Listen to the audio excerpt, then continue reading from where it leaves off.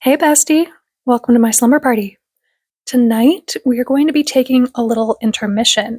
We are pausing the mostly chronological storytelling that I've been doing so far. We are pausing on Sumeru for a minute, and it's back to Mondstadt. This is part 1, take 2. I am finally redoing the first part of this series because I'm actually moving and I want the background of these videos to be cohesive for the first 10 parts at least, even though I know I have moved the camera around a little bit, but for the most part, kind of cohesive. But yeah, that first video was totally unwatchable. Baby's first YouTube video and all that, so here's the remake. I'm not styling all of the characters that I did in the first part because I want to keep this a manageable length and not give myself too much work to do, but I already had a fair amount of the closets ready to work with for these characters, so kind of half of my work was already done. But I do want to provide a little bit more context than I did the first time around. And if you are one of the very few people who actually did watch that very first video, wow, thank you. I really appreciate that. I know it was not a good video, so you're probably like in love with me or something if you actually watched it. Like, oh my god. Good thing I love when people are obsessed with me. So hopefully you will stick around and watch this video again anyway. It is going to be different from the first time around, so I think it's definitely worth the watch. And if you are new here or you've joined in the last couple of videos, then hi, welcome to the slumber party. Thanks for crashing. You can grab a spot for your sleeping bag, grab some popcorn, get comfortable, and don't forget to subscribe. You're already here at the slumber party anyway. So let's get started. I do want to say that my target audience is the girlies and the gays. So this is a safe space. Now it's time to dress up my little Genshin characters like Barbie dolls. Like I said, we are back in the nation of Mondstadt, the region of Animo. And like I said in my very first video, this region is based on Germany. And like that's true, but it's actually a little bit more like Sumeru in that it does take a lot of inspiration from different countries. It's kind of a blend of a lot of different northern, Western European countries. So a big thing here are the windmills. This is the wind region. So obviously that's a big Dutch thing. We've got some Netherlands representation here. And of course, Mondstadt gives us our bard, which bards are actually of Celtic origin, so that gives us some Gaelic and Welsh representation. And I guess that's all we're going to get for Ireland representation, but I will just accept that. At least we got anything at all. But yeah, I think Mondstadt is cute. It's very quaint. I know it's like the home base region for a lot of people. Obviously, we started the game here, so it makes sense that it would kind of become people's comfort region. Like, I have basically been here every single day for the last 3 years, and I've moved multiple times since then in the real world. So it's just kind of crazy to think how this has been my stability, basically, and to just know that that's there. And yeah, I don't know what I'm going to do when the game is eventually over, and I don't want to think about that. Anyway, here's some real-world Mondstadt inspiration in Bavaria. I'm not sure if all of these pictures are actually Bavaria, but that's like the vibe here. So obviously this is what the buildings in the city are based on. It really has that fairy tale world, heroes and knights, princesses and castles kind of aesthetic. But I think it's very interesting that the giant castle, the main landmark building in Mondstadt, is not a castle, but a cathedral. I guess a cathedral is basically a god castle. Anyway, they are inspired by medieval Gothic cathedrals, which, interesting fact, the iconic pointed arches of these cathedrals are actually based on Islamic architecture. They are an Islamic invention. So I wonder if in the game, the cathedral was actually built by Sumeru architects, maybe. But yeah, I love Gothic architecture. I have already stated I love the architecture in Sumeru, and so obviously we have a lot of that influence here, but this also has, that added layer of Catholic guilt, which just really makes it resonate with me. So, back to the game. This is the Favonius Cathedral, the place of worship for the Church of Favonius, who worship the Animo god Lord Barbados. And I have already styled Barbara, the deaconess of the church, so now it's time for the opposite of Barbara's sunshiny blue skies aesthetic. Not just a sister, she is mother.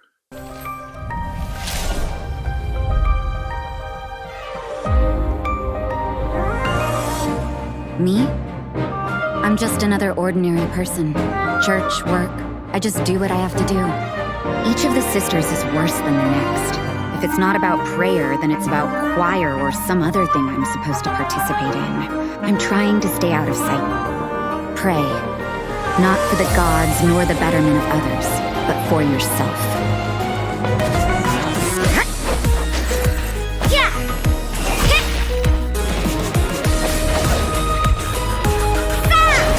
Punishment! Shiver! Everything is negotiable, except overtime. Rosaria.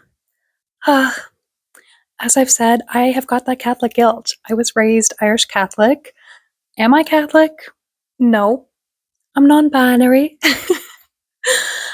There's just something about a nun who is like also secretly a vampire that just makes me want to sink my teeth into it. It's almost like how I feel about my fantasy dream world, but like on the opposite nightmare end. Like it's this kind of fictional world that I can't be a part of, so it makes me crave it on some kind of level. But anyway, this is not my confessional. Rosaria, as I said, is a nun with the Church of Favonius, but she's literally called the least devout of the nuns by all the other nuns as well. So she doesn't really care about devoted worship or like singing hymns or whatever. She likes to be in the shadows. And like, she isn't a vampire, but if there were a vampire in the game, it would definitely be Rosaria. I mean, we do have a zombie girl character, so why can't we have a vampire? But she is good friends with Kaya, and they are drinking buddies, so I guess she just spends more time consuming alcohol rather than blood. And she definitely spends more time at the pub than doing her nun duties. Also, just look at this. Like, this is the game inside the cathedral, and this is a cathedral in real life. The game cathedral could just easily be a real-life cathedral. The detail is insane. This game just is really, truly a work of art. Like, it actually blows my mind that this is a free game that anybody can just download onto their phone. I'm just giving this shit away. Hoyoverse, sponsor me for real, besties. I don't make any money off of these videos, so don't forget to like and subscribe. And I do have a link in my description if you want to buy me a coffee and support me and, you know, just help me keep my Wi-Fi on. But yeah, this is Rosaria's vibe, you know, very gothic, religious overtones, vampire undertones, and her wardrobe is definitely one of my personal favorites. It is, of course, a lot of black and very goth, kind of a more modern version of Victorian goth. If you are goth or you know a lot about goth fashion, then I'm not trying to conflate the subsects here. I'm just kind of simplifying it for my modern setting Genshin fantasy world. This just isn't that serious. I don't mean new goth when I say modern Victorian. But yeah, I just really love this blouse and I want to pair it with a miniskirt. So I love this. I think this is so, so beautiful and a necessity in Rosaria's closet. And it is high on the wish list of mine. But she can pair it with a little mini skirt like this and some wine red tights and these boots, or this beautiful corset with a long skirt with a high slit like this in it. And I think with the corsets for her to have long black sleeves underneath like this works really well and just gives that kind of added touch of modesty for her, you know, being a nun. And she could pair that corset with something like this skirt with all these shredded layers and again, the lace tights. I also really love for her to have some kind of headpiece, like a veil or a snood like this with all of her outfits. I love that this is also basically her hair color. This picture is just very Rosaria. And with her corsets or black vests like this, then she can have a white blouse underneath.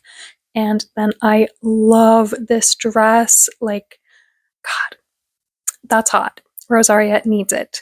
And then a skirt like this with the crosses on it, but in black, of course, and some lacy wrist details with her nails peeking out like this. I love these. And I know I said crosses on that skirt. I am going to conflate the Abrahamic religions a little bit and definitely give her a hijab sometimes. Obviously, I don't think the Church of Favonius uses actual crosses in any of the iconography because, like, Venti didn't get crucified or have a son that got crucified. So it's basically like they do all worship the same God and there's just not all that drama of having a prophet and all these books and stuff. So this is my fantasy dream world And the crosses are still in the fashion because they just look hardcore. And the veils because they are simply variations of head adornment, period. So I also love the mantilla style veil like this. I think these are just so beautiful. And maybe sometimes she can wear a tie, but with like rosaries over it. And these nails, like these stained glass, are just so pretty. And this is kind of the main look, a black dress with the lace collar and the cuffs, but maybe paired with a corset and a chain belt. And I thought these earrings were super cool. They have this kind of cryo shards elemental burst vibe to them.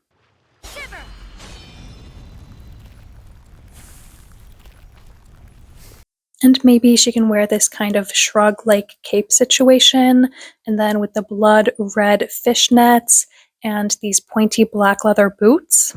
So, again, the crosses have no symbolic meaning, they just look cool. And she can have a white lace collar like this, but with a black studded choker and some belts like this as well. And maybe a black and red striped skirt like this with all these tie details down the sides. And some more gothic dresses like both of these, paired with the lace tights and Victorian boots. And I also love this delicate white dress with the leather skirt piece over top. I think this is so gorgeous, and I really love the asymmetrical shape for Rosaria. I think it matches her design really well. Rosaria is one of the few characters that we get a costume change for, which I love, of course. Obviously, I am all about the variety of outfits for these characters, and her design is one of my favorites. I think Genshin is actually really dropping the ball as far as giving us different outfits for these characters. I think they should give us an in-game way to buy different outfits, like maybe a Chioria-specific Mora or a different kind of fate system just for clothes. Like, it's ridiculous how expensive the outfits are. I am not spending real world money on that. And obviously, some people just don't care. So I think if it was like a separate kind of Mora or Fates, then if you do care, you can go all out on collecting that in the game. And you don't have to if you don't want to. Like, not everybody cares to play TCG and collect those coins. So I think they should do something kind of like that. And maybe Chioria Boutique could open up and it could, be something that we play little mini games in for earning these outfits. If you work at Hoyoverse, let the big boss know that people demand more cute little outfits. Anyway, I think this vest overcoat would be really great for Rosaria, and this mini dress and the veil, and maybe on her boots she can have some crosses on the back of the boot, maybe actually embroidered onto it rather than being charms like this. She also needs this cool halter vest with these buckle-like details and this corset I love, and it matches these nails so perfectly. I'm obsessed. Rosaria's nails are definitely always perfect and super sharpened into this point stiletto shape. And I think this top is also really beautiful. I think the shade of this kind of purpley maroon really suits her. So, like I said, under the vests and corsets, a white blouse, and maybe she wears a rosary necklace and has an intricate thigh garter. I really love these wedges with this metal design. Maybe she could have a pair of Victorian boots, but the heel of the boots are just like this metal piece here, you know what I mean? And I think she mostly wears a dress or a skirt, but sometimes a pair of pants like these striped ones, or these with the lace detail all down the sides. And if she's wearing a low-cut top like this without a shirt underneath it, then she could pair that with this Victorian lace collar and maybe like some arm warmers. And of course, under her veils, her hair is that beautiful deep wine red color. So Rosaria is probably not at the slumber party. She's off in the shadows of the night. But if she does need to sleep, then she can have a pair of these comfortable shorts and a crop top like this, or maybe even a cute little matching set, and then a black bat-like robe over top of it. And I love a pair of heels or wedge sandals like these with the spikes all around as her comfy lounging around slippers. And then for her coat, it's like a leather jacket with all of these beautiful raised details and a kind of Victorian style mutton sleeve, but with this nice oversized hood. So for Rosaria's formal look, it is pretty similar to what I styled her in the first time, just with a little bit more detail and customization. I totally stand by this Sophia Carson look as the inspiration. I love this so much. Like, this girl knows how to sell a garment. She is wearing the dress is not wearing her. Like, the hands, girl, it kills me. So, Rosaria's formal look is this form fitting, floor length black dress. Like, this is the main body of the dress, and the neckline is this pointed arch cathedral style that goes up to her neck, just like midway up to her neck. And then the sleeves of it are actually more like this puffed sleeves. And then under that short black sleeve, there's this white lace sleeve, and the white sleeve continues up around across her neck and her shoulders and just like around her face, basically like a nun's habit in this white lace veil kind of situation. But the veil doesn't go over her face like this. I just like the pattern of this lace, so that's why I put that on here. But it also doesn't look like she's wearing a wedding veil, because then it has on top of that this red jewel hairpiece like this. And I love the idea of Rosaria having some neck tattoos. So through the white lace around her neck, you can just see a little bit of the black tattoos. And then past the lace cuff of these sleeves, she has these gorgeous silver nails with some blood red details throughout like this, and maybe one black nail that matches the dress with this kind of detail, like the opaque matte black design on top of the sheer shimmery black base of it. And she has some rings, like this one I think is super cool, and maybe also a rosary ring as well.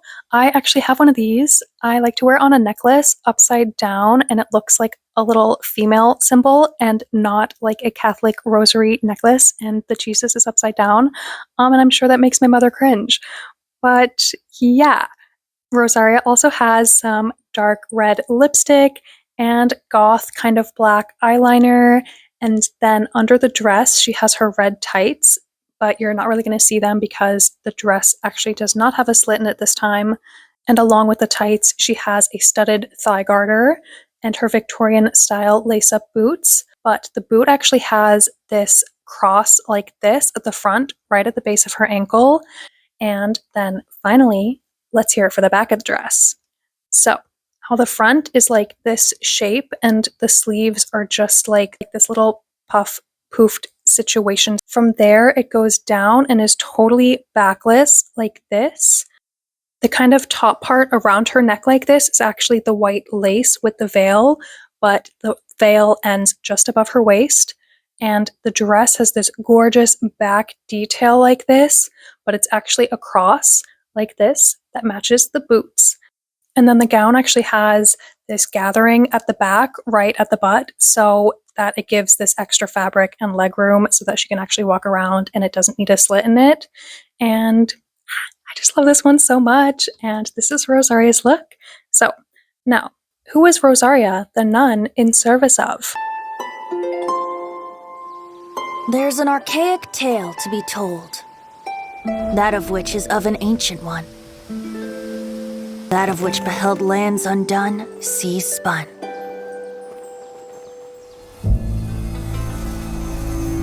Oh, how chained to your daily toiling you are. Must you intrude on a bard's leisure time?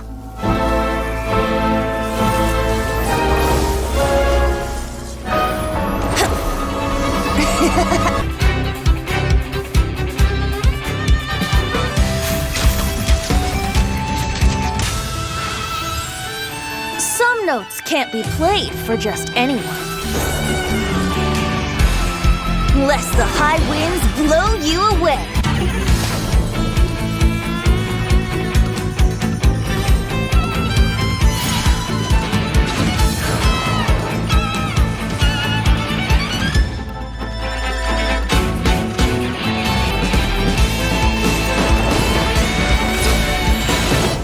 You already know.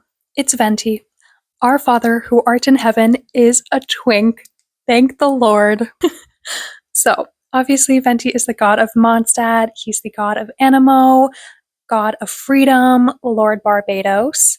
And he is the first god that we ever meet in the game. And, he's quite the character. He rhymes when he speaks. He's very mischievous. He definitely sets the tone for what we can expect from the gods that we end up meeting in the game.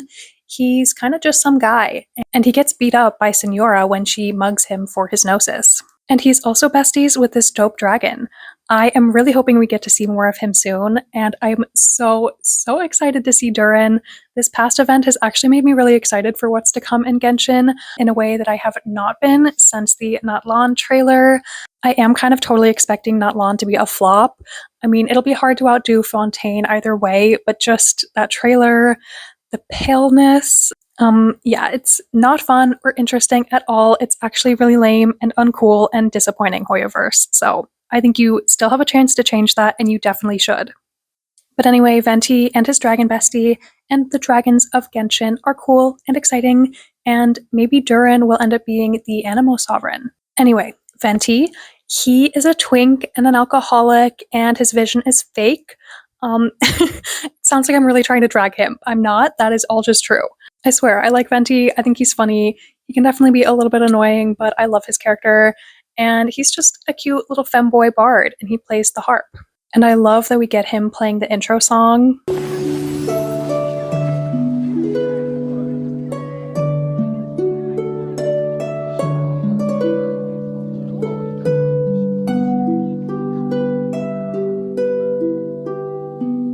I actually totally forgot about that, and seeing that clip again made me kind of like, I don't know, homesick? But yeah, like I said, he is the Genshin Ireland rep. Bards are a Celtic thing, and he plays the harp, which is the emblem of Ireland. So I guess that's just another reason why I think I would probably have an Animo vision, even though I would prefer to have electro powers. But yeah, Venti doesn't need a vision. He is a god, so he can just like directly access the Animo power without a vision, even after his gnosis is gone. So he just wears a fake one because nobody in Mondstadt knows that he is actually the god, so they think he's just a normal bard who has a vision. Even Barbara, the main nun of the church, doesn't know that Venti is her god, which I just think is so funny because, like, guys, your giant statue right in front of the church looks just like him. But whatever. So, Venti is a bard, and the most famous bard in history is, of course, William Shakespeare, Willie Shakes himself, which I mostly just bring up to share the historical design of Venti's shorts. They are very Elizabethan, the iconic pumpkin pants. Venti's are all one piece, kind of like this picture, but more like these statues, the pants would often actually be two separate fabrics. So basically, they are a pair of hose, like HOSE, which is not a super common word nowadays. You know, it's like tights, pantyhose, I guess. But that's actually the same word for the German Lederhosen, which is the plural Hosen, hose. And that basically was the word for pants until the 16th century when the garment separates into two and becomes breeches and stockings. So here we have these trunk hose. The underneath part, that's all this scrunchy part that would be very padded. And then on top of them, we have these panes. So these versions with the panes can also be called pansied slops, which I think is just very silly and makes me love fashion history. This would be largely decorative to show off the fabric underneath. That could be made of silk if you were wealthy, but it also just gives a little bit more mobility than an all-around stiff fabric would be, you know?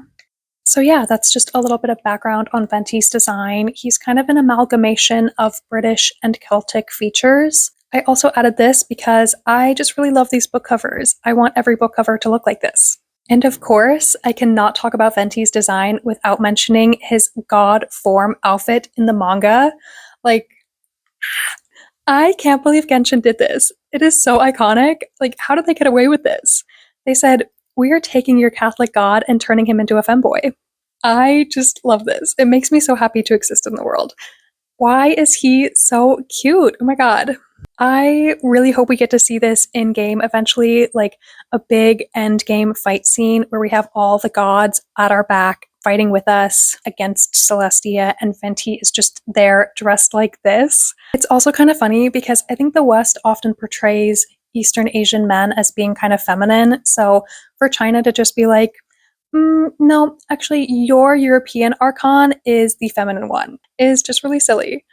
Also, I think there is some comparison to be made between Venti and the High King of Ireland, Brian Boru, who ended Viking invasions in Ireland. And like, not to say that Brian Boru was feminine, but just Vikings are seen as like the ultimate epitome of masculine manliness. So the guy who defeats that, just kind of being a femboy, I think is really silly, and I love it. So I don't know. It's just kind of an unfinished idea, but something that I was thinking of. So yeah, it's not that serious, but yeah. Okay, so let's talk about how I would style Venti for my fantasy modern setting world. This is kind of the color palette and the general vibe, but mostly I just love these shoes and the stockings for Venti.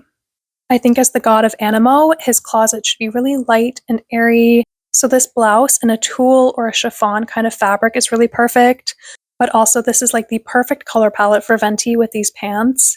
And then he can definitely have something like overalls, but I really love this Harry Styles look that's a little bit more flowy and dress-like, and maybe pair it with these clogs that I think are super cute. Also this picture is so Venti. For him to wear little dandelions in the braids, I love this. And I really like these two looks with this gorgeous blouse and the brown waistcoat, or the sleeves on this blouse. And maybe sometimes he can have longer shorts, like something like this, which just looks very nice and sophisticated. And I love that he has this clutch bag to match.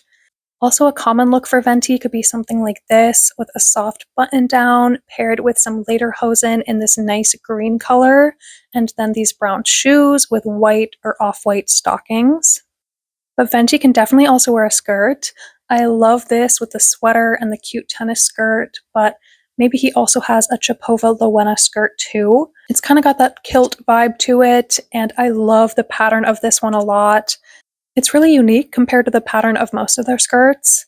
Of course, that paired with some brown penny loafers and these green stockings, and like a white blouse with that, and a little bow and these embroidered cuffs. I remember when I first did this video and styled Venti, I was actually kind of scared to give him a skirt. I did have this picture included in that first styling video, but I was like, I'm gonna get hate crimed for even saying this. Now I don't care. This is what Venti is wearing. Deal with it. If you're here, you already know Venti is a twink. I have actually heard people say that they think Barbara would be homophobic, and like, how? Because she's a nun? Guys, Barbara is not homophobic. She is Mondstadt's Brittany. She's the pop girly idol. She literally worships the twink god, and she knows about him from when he was wearing that white crop top mini short set. She is the ally, period. So, Venti can wear some long jeans sometimes, but even then, they have flowers all over them, and he pairs them with this pretty lace blouse. I really love this with the bishop sleeves and this collar. And of course, the shoes are brown, not black. And maybe he can wear a little ascot with that as well. Or if he's wearing a comfy sweater, he can have a floral corset belt. Or if it's a casual day, maybe he just wears a t-shirt but has a nice lace button down layered over that, and a pair of shorts like these with white lace tights and these fun, colorful loafers. Of course, I also love a pussy bow blouse for Venti, but I think this with the dandelion tie is so, so perfect.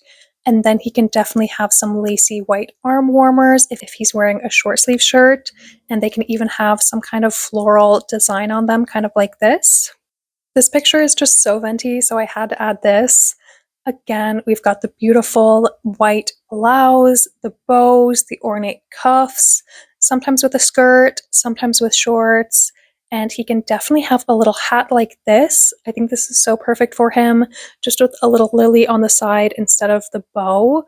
And for a fancier occasion, he can have a blouse like this, which I am obsessed with, still with a pair of shorts and these platform Oxfords. But if it's a casual day, he can definitely have a little bit more comfortable sweater vest situation. I love Conan Gray's wardrobe. His stylist is amazing, and this look would be so perfect on Venti, just with this underbust corset being in brown. Even something like this I think is kind of great for Venti, but it's mostly just a little silly goofy. And I also love these socks, maybe with a pattern more like Cecilia flowers. But I do like these. I think they kind of look like windwheel asters, so I love that about them. The game has these flowers that are like little pinwheels that spin in the wind, and I love them a lot.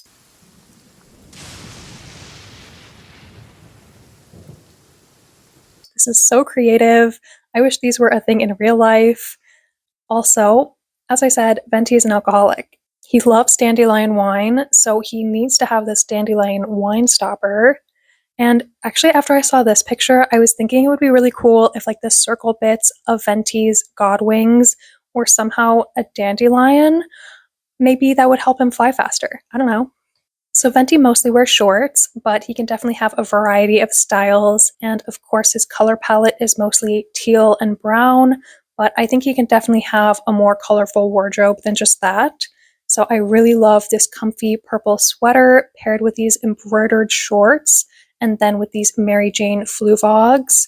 Or maybe he wears a more golden yellow outfit one day, like this, with this gorgeous blouse and these fun, playful shorts and colored loafers. I also love whatever is going on here with this very ornate blouse and coat situation, but I think it would be funny for Venti to pair that with a mini skirt like this, but the belt is brown. For this outfit that I've styled with this blouse and the brown waistcoat and this green Vivienne Westwood skirt and the white stockings and these colorful shoes.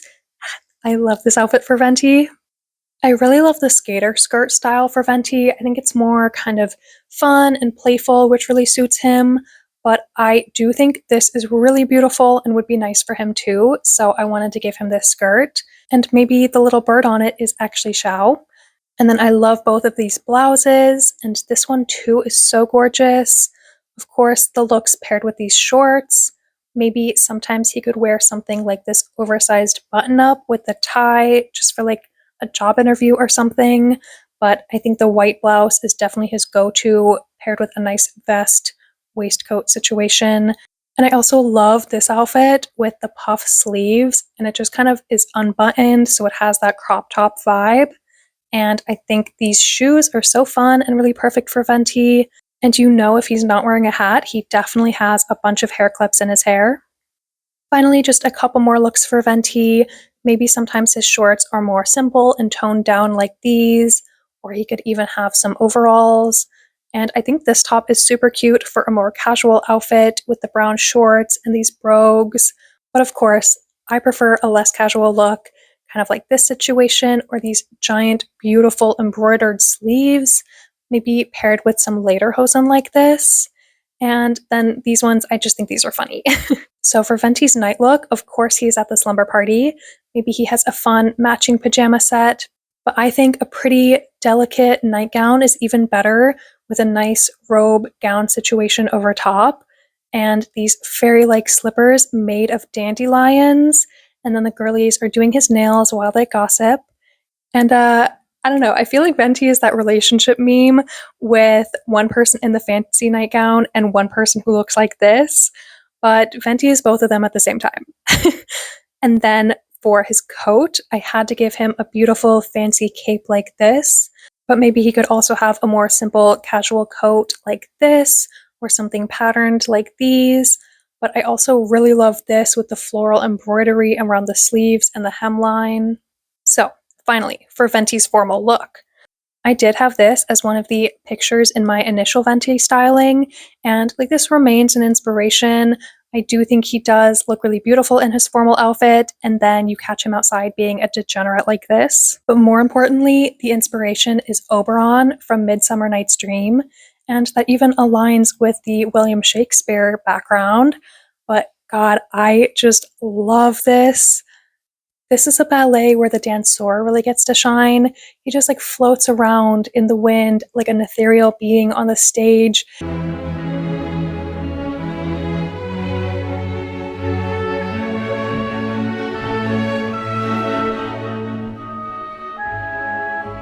And he's an immortal being, but some of the steps are actually really youthful and almost playful.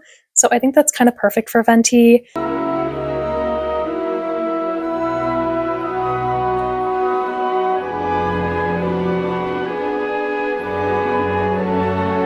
Like, not even a fairy, I feel like sprite is actually the perfect word to describe both of them.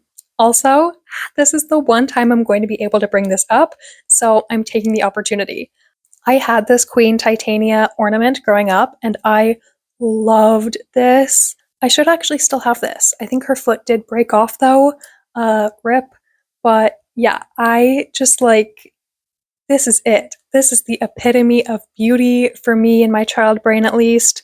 This gown was just like the dream, literally. If I had the money to pursue a ballet career, God, this would be my dream role. I just love everything about it so, so much. The steps, the music. I'm literally gonna start crying. Anyway, additionally, almost as iconic is Queen Titania's costume in the 1999 Michelle Pfeiffer version. Just look at this. God, it's so gorgeous. The intricate little details and everything are just so perfect. They have this like whimsical, ethereal little spirals, and it's regal, but it's also one with nature, and it's just amazing.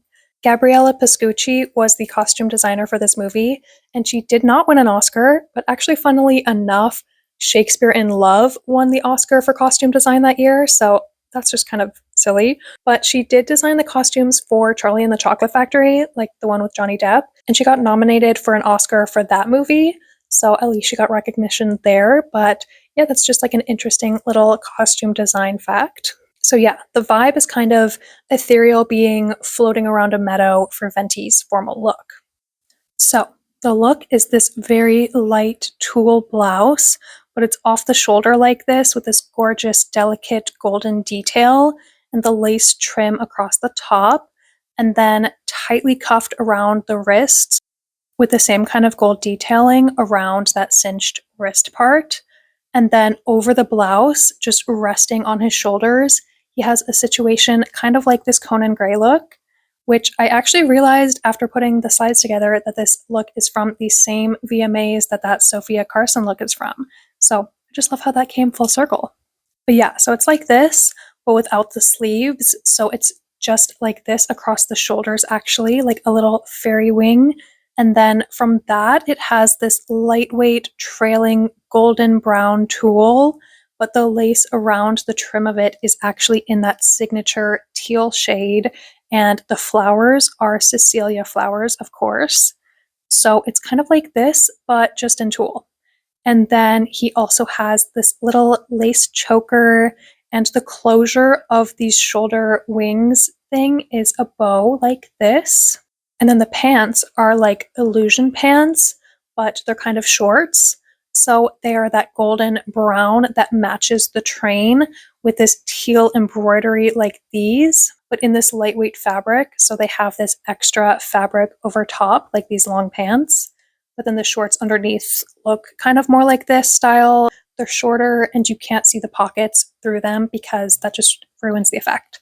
So like this, just in a golden brown.